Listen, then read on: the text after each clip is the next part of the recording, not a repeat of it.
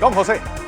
Usted sabe, don Fernando, estimados televidentes y radioescuchas, que los panameños que llevamos en nuestro corazón el problema del colonialismo, porque además lo ganamos. Sí. Esto era aquí, 14 bases militares norteamericanas operaban el canal de Panamá y controlaban los puertos. Nosotros no éramos dueños de nada. Entonces, estos hombres como Ho Chi Minh, Mandela, el propio Ben Bella en Argelia. Bueno, Nkrumah, llama? toda la generación de Bandung, que en esa reunión Tito, de 1954. Nehru, Gandhi. ¿Recuerdan? Estos hombres, más que comunistas, eran nacionalistas. Eran nacionalistas. La guerra que llevó el tío Ho en Vietnam era una guerra contra el colonialismo de décadas. Bueno, tanto así que después se enfrenta a los chinos. Es decir, no estamos hablando de alguien que se enfrentó nomás a ingleses y la misma guerra que llevó Lumumba en el Congo, y por eso lo liquidaron. Y fíjese que allí donde los nacionalistas, como Ho Chi Minh, usted ve el Vietnam de hoy. Un ejemplo de país. Ese es el Vietnam que Ho Chi Minh pensaba que había que hacer. Vietnam próspero, un Vietnam distante del comunismo. Sí, totalmente. Y usted ve el esfuerzo que hizo Mandela en entenderse con los blancos. Con Frederick de Klerk. Y con de Klerk, que lo nombró su vicepresidente. Esa es una cantidad de hombres. Y nosotros en Panamá tuvimos aquí un líder como Omar Torrijos, que llevó la lucha de anticolonial con un claro criterio anticolonial. Sí. Nosotros no tenemos una lucha anticolonial por un establecimiento de un régimen comunista, no. Nosotros lo que queríamos era que los Estados Unidos cediera el canal a nosotros, que era de nosotros, para producir el desarrollo formidable que en los últimos 30 años antes de esta pandemia tuvimos. Exacto. ¿Qué clase de hombres? Bueno, aquí don Roberto Enríquez, como siempre, aportando, pues el nombre real de Ho Chi Minh, Nguyen Sinh Kim, es su nombre en vietnamita. Usted sabe que él en Vietnam, él atendía, como estaba Vietnam bombardeado y todos los bombardeos estaban buscando dónde estaba Ho Chi Minh, él atendía en cuevas. Y él reunía y comía, vivía como una persona austera. Nada de nada, él tomaba su té. Bien. Esos son los hombres que construyen el mundo. Hablemos de COVID, pero pensemos en esos hombres.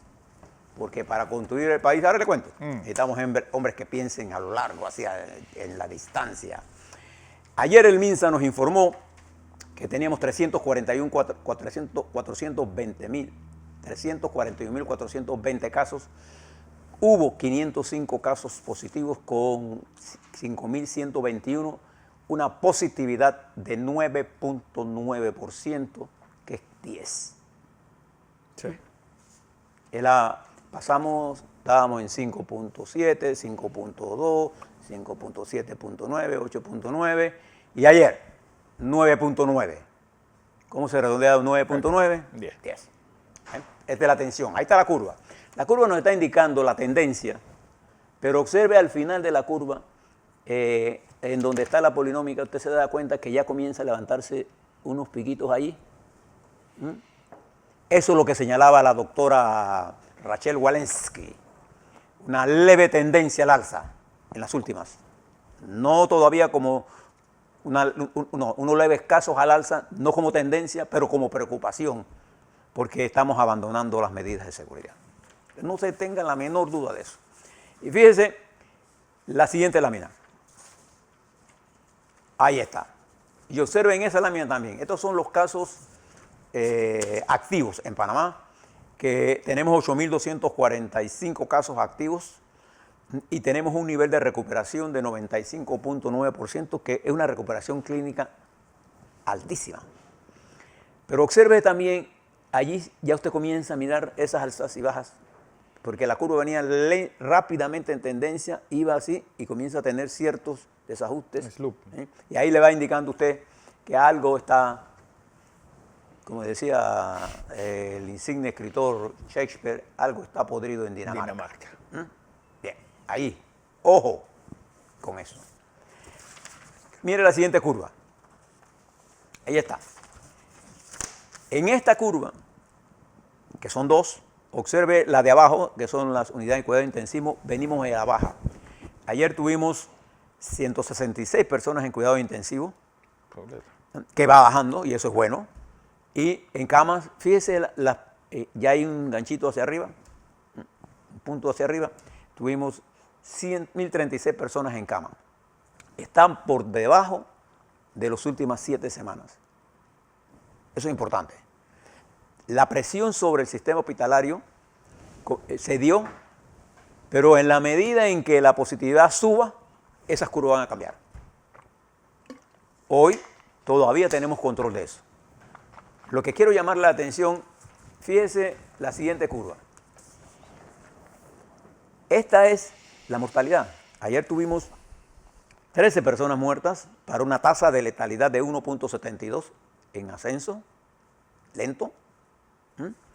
Y tuvimos la tasa de letalidad a personas de 60 años es de 9.13%. Han muerto 4.406 personas por edad de 60 años. Sin duda alguna nos está indicando a quién hay que vacunar. ¿Y cuál es el objetivo? No hay ninguna vuelta de hoja en esto. Y es que eso es lo que está haciendo el gobierno. Y fíjese la última curva, que es la que le debe preocupar a usted. Ahí está. Observe que durante la curva polinómica, las últimas mediciones están por encima de la tendencia de la curva. Eso es peligroso. Todavía la tendencia es a la baja, pero nos está indicando que algunas cosas ya comienzan a manifestarse y tenemos que prestar atención. ¿Por qué le tenemos que prestar atención? En primer lugar, porque lo que sí sabemos que funciona de verdad son las medidas de mitigación. ¿Cuáles son las medidas de mitigación? A, el uso adecuado de la mascarilla y de la máscara para protección cuando usted va en transporte público. El uso adecuado del lavado de manos, la limpieza, el distanciamiento. Y si usted no tiene que hacer nada por ahí, ¿qué tiene que hacer por ahí? Pues? ¿No? Entonces, ¿ahora qué pasa? La gente cree que ya esto se acabó, ya usted va a ver el éxodo de viernes, ¿eh? Porque la gente cree que ahora hay que, ya vamos a desquitarnos de todo. ¿De qué nos vamos a desquitar? ¿Qué ganamos nosotros con retroceder? Estamos vacunando, sí, pero no estamos vacunando a la velocidad para producir inmunidad de rebaño. Nos va a pasar 4 meses en esto. No hemos nadado mucho para morir en la orilla, pero sí tenemos que aperturar. Sí, yo no estoy en desacuerdo con eso. La apertura depende de la disciplina ahora. Y me huelo por experiencia que ya hay gente desde ya viendo para qué playa se va, a qué hora se va el viernes y a qué hora regresa el domingo o lunes en la madrugada. Y va a haber. Entonces esto lo vamos a tener en los próximos 15 días. ¿Y a quién se afecta aquí? A la población mayor de 60 años. Es la que más muere y la que más se enferma y el sistema hospitalario. Entonces, ¿qué les recomiendo? Hombre, cógala con calma. Si tiene problema usted, salga, haga ejercicio, use mascarilla. Primero que el beber no le va a hacer nada de bien. Y el fumar menos. Y el estar por ahí haciendo travesuras. Estos no son los momentos, estos son momentos de pandemia. Esto no es una invención de los partidos políticos ni de los otros que se pasan por ahí con megáfonos en la mano anunciando tonterías. Entonces yo quiero que usted tenga mucho cuidado, porque al cuidarse usted, sobre todo los muchachos, nos cuidamos todos y tenemos que aperturar. Ya le di los números. ¿Qué tenemos nosotros ahora que cuidar? Nosotros tenemos que cuidar la apertura, porque la apertura es la base para reactivar la economía. Y yo sé que los dueños de los restaurantes están haciendo lo indecible por cumplir las medidas, pero coopere usted con ellos. ¿No? Coma, no esté quitándose la mascarilla y hablando. Ellos están haciendo un esfuerzo, los trabajadores de los restaurantes se están exponiendo, pero necesitan trabajar. Entonces necesitan de su cooperación. Nosotros necesitamos abrir el comercio necesitamos aumentar la demanda por servicios, pero necesitamos hacerlo en orden. Mire lo que está advirtiendo el CDC en los Estados Unidos, una oleada de desorden en el mundo. Entonces, Es que también viene la primavera. allá en los Estados Unidos. Sí, en el hemisferio norte en general. Es decir, Entonces aquí ahora comenzamos las clases, virtuales por cierto, pero el hogar se convierte en el centro más importante de contaminación. Si uno de esos muchachos se contamina, porque otro extraño llegó a esa burbuja, ahí tiene usted un problema. Así que yo les recomiendo, sí, hay que tener la apertura, hay que centrarnos en la economía, hay que hacer grandes esfuerzos, pero no es la inversión privada, pero no es la inversión pública la que solo nos va a sacar de esto. Es la inversión privada, es el apoyo que le podemos dar a los pequeños, medianos y microempresarios para la generación de empleo, flexibilizando el crédito. Es el papel que ANPYME juegue en esto. Y ojalá se le preste toda la atención a ANPYME, el MEF, el Banco Nacional, la Caja de Ahorro, y busquemos algunas medidas de participación del sector privado en la motivación, porque ¿a quién le interesa dinamizar la demanda? sí. A todos, porque al dinamizar la demanda se producen bienes y la economía se mueve. Con esta caída vertiginosa y con estos números de América Latina, no hay camino. Bien. Quisiera hablarle un poco sobre la Procuraduría General de la Nación. Ayer se encargó del puesto temporalmente, porque es un procurador interino, Suplente encargado. suplente encargado Javier Caraballo. Yo creo que lo primero que debe ser el procurador es dejar de estar prometiendo cosas públicamente. Porque cada vez que promete, sí, yo voy a hacer tal cosa. En primer lugar, yo les voy a hacer una pregunta. ¿Usted cree que con el actual nivel de fiscales que tenemos nosotros, como está eso ahí, eso va a funcionar? ¿De verdad? Lo primero que tiene que presentarnos Javier es ¿cuál es su plan de trabajo para la reorganización del Ministerio Público? Que si usted sigue haciendo lo mismo, en un problema que no se resuelve, va a tener los mismos resultados. Van a seguir los mismos fiscales y fiscales, la misma rosca que maneja todo. Porque ese es el problema. El amiguismo dentro de esto ha producido una especie de complicidad, casos manejados pésimamente. Los jueces lo echan para atrás y vuelven y apelan, haciendo perder tiempo. Expedientes que los fotocopian, montan la fotocopia y vuelven y la mandan. Entonces, un fiscal general tiene que darle orden a sus fiscales. Si usted perdió un caso y ya no hay más nada que hacer, oiga, señor fiscal, siéntese con su fiscal y dígale, ven acá, ¿y aquí qué vamos a hacer? ¿Usted sabe cuántos casos tiene usted ahí en la Procuradora mal manejados, que no tienen ningún lugar, no van para ningún lado? Pero como los medios le están dando alas, carbón entonces si usted administra para los medios, usted está muerto. Entonces yo le propongo que nos haga una oferta al país. ¿Qué es lo que usted piensa hacer? Porque no es el problema de los albergues que esto de los albergues es un problema, sí, pero es una parte pequeña del problema del abuso infantil, que en sus manos debe estar definido por el nivel de criminalidad que un adulto o una persona cometa contra un niño. Usted no define las políticas sociales de este país. El procurador no define las políticas sociales. Eso le toca al Ejecutivo. El procurador lo que tiene que definir es quién cometió un delito contra quién. Pero ese es un tema. Yo le pregunto, ¿y qué de la justicia de las niñas embarazadas? ¿Usted han hecho alguna investigación criminal sobre la cantidad de niñas embarazadas y quién las está embarazando? A ver, no vamos a preguntar. ¿Usted ha pensado cuál es la reestructuración que usted le va a proponer a este país del Ministerio Público? ¿Cuáles son las cosas que usted va a cambiar? es correcto que la DIJ esté dentro de la policía, como unidad al margen del Ministerio Público. Es correcto que el Ministerio Público, cada vez que pierde un caso, lo apela y entonces va a los medios, divulga eso para que los medios ataquen al juez. Al juez. Y usted tiene en su mano un chorro de expedientes que no tienen ningún peso jurídico, señor. No, armados de la Procuraduría de Saltarín y Entonces, entregados a estos fiscales para que hicieran el show. Mi pregunta, y es la pregunta de los panameños, ¿qué puede hacer usted interinamente? Y fíjese lo que le voy a decir. Yo no conozco ninguna procuraduría del mundo, que no trabaje en coordinación directa con el Ejecutivo. ¿Y por qué? Porque usted representa la vindicta pública. Usted es parte del instrumento de la política de seguridad de este país.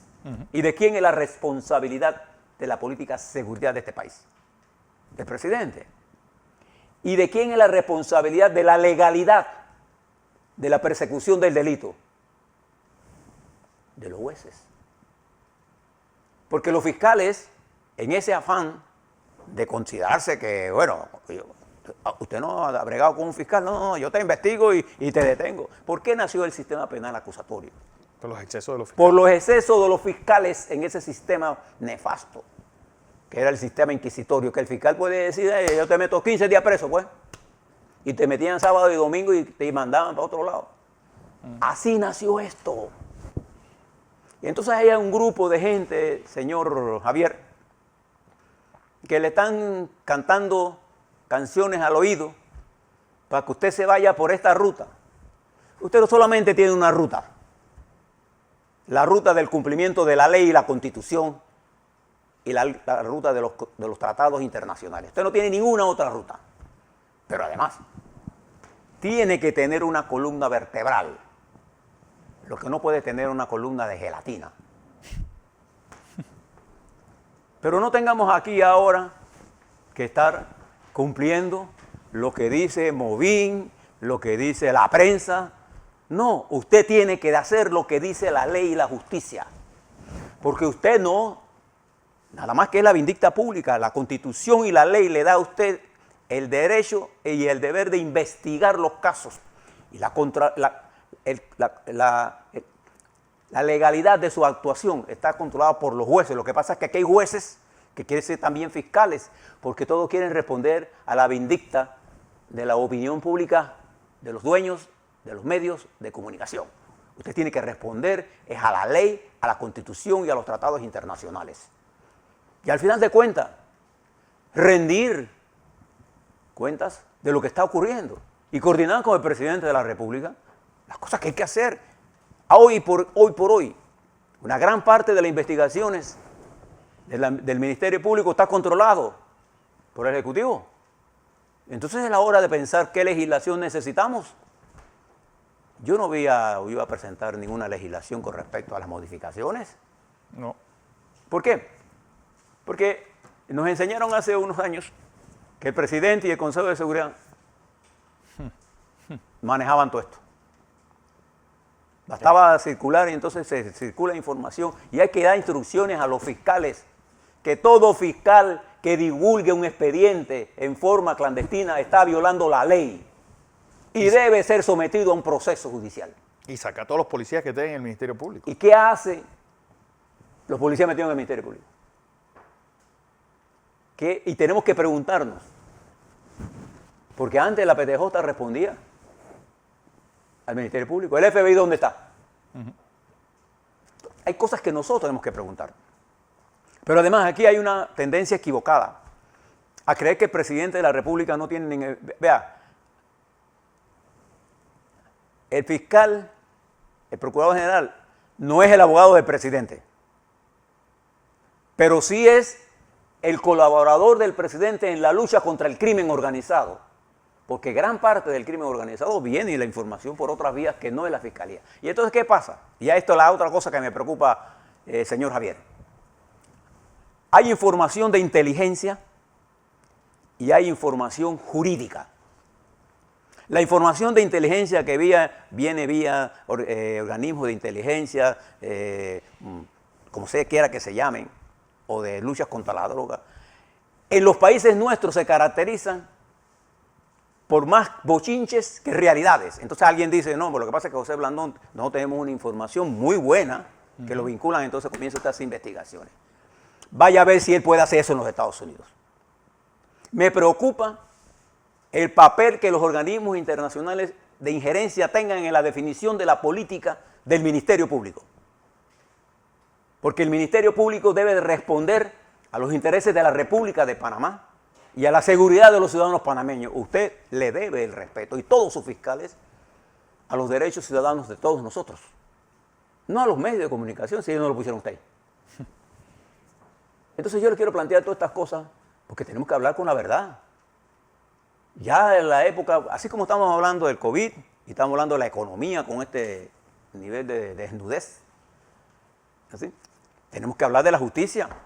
¿Cuándo vamos a ver a los monos gordos? De verdad, juzgados.